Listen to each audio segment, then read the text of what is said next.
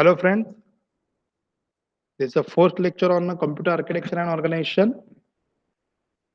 In today's lecture, we are going to discuss about basic architecture models or a scheme. There are various people involved in the making of a computer. The chip designer who design and manufacture the chips, the system designer who design the system using the manufactured chip or a microprocessor, and the programmer who makes the software using the system. That is, there are so many people like system designer or a programmer that are involved in the making of a computer. There are basically two types of digital computer architecture. These two processor architecture can be classified by how these use the memory. The first one is called as von Neumann architecture, and the later one is a Harvard architecture. Von Neumann architecture has been around since the 1940s.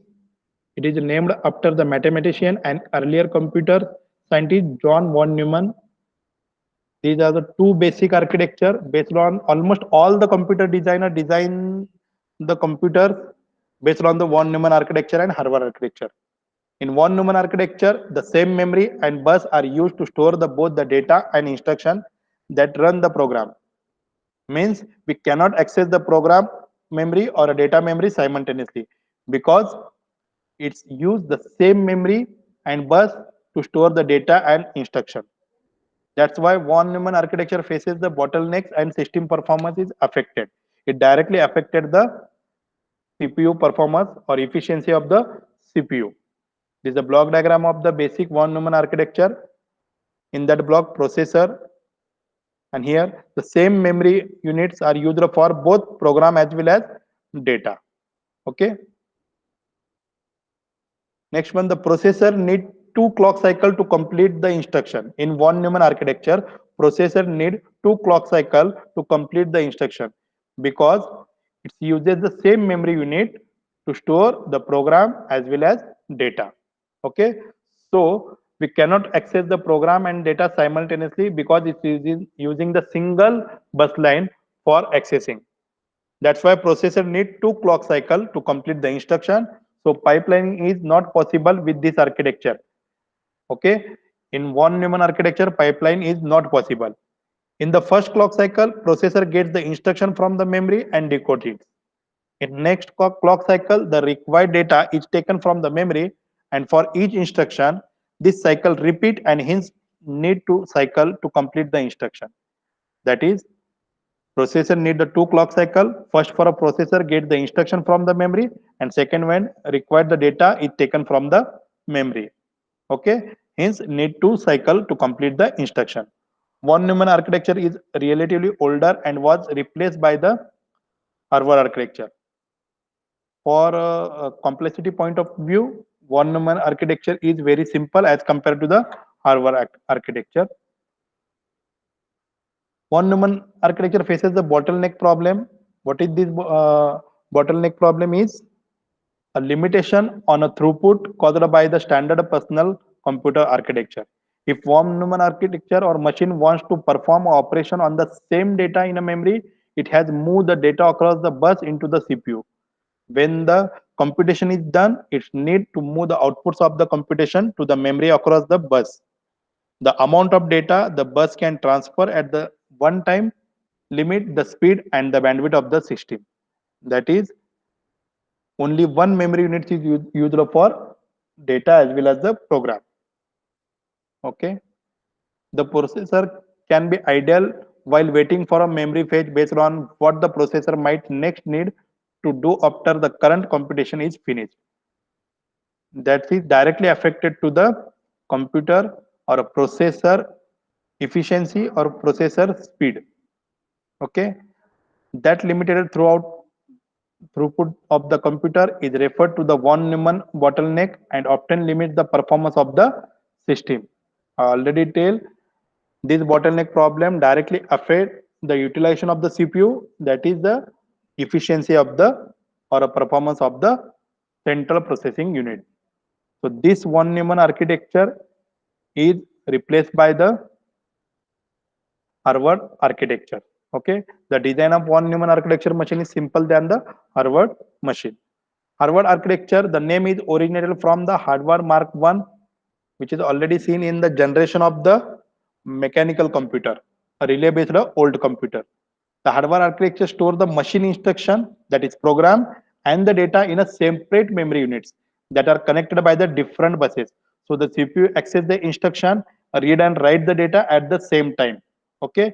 In that block diagram, processor access the program and the data simultaneously because this architecture uses the separate memory units for storing the program as well as data.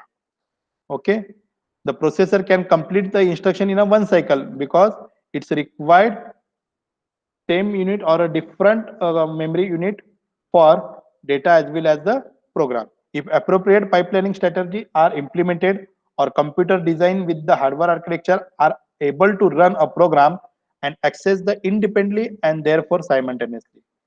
Okay, so Harvard architecture has a strict separation between the data and code. Thus, the Harvard architecture is more complicated, but separate pipeline remove the bottleneck that are obtained in a von Neumann created. Okay, these are some basic difference between the von Neumann and Harvard architecture. In Harvard architecture, the name is originated from Harvard Mark I and relay-based old computer.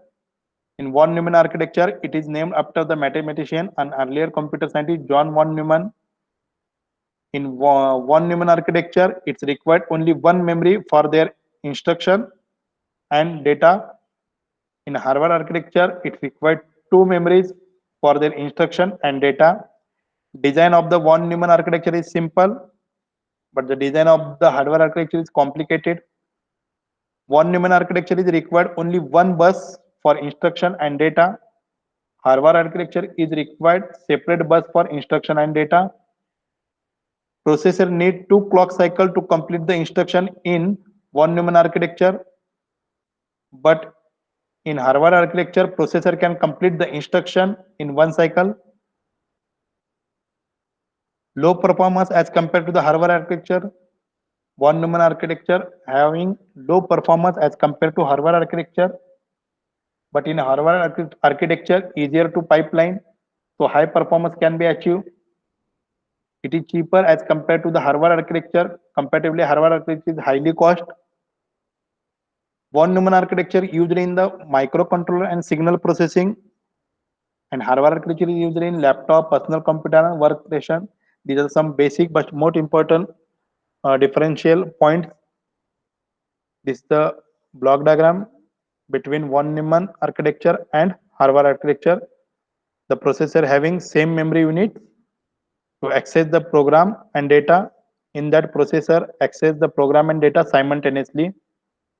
Another block diagram for Harvard and von Neumann architecture is the processor unit having the arithmetic and logical unit, control units, having single memory units, but in that data memory and instruction memory are separate out.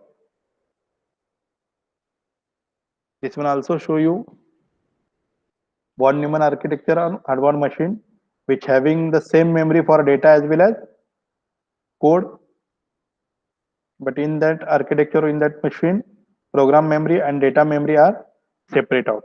Okay, so this is a basic difference between the von Neumann architecture and Harvard architecture. These architecture are used for designing the computer system. Okay, thank you.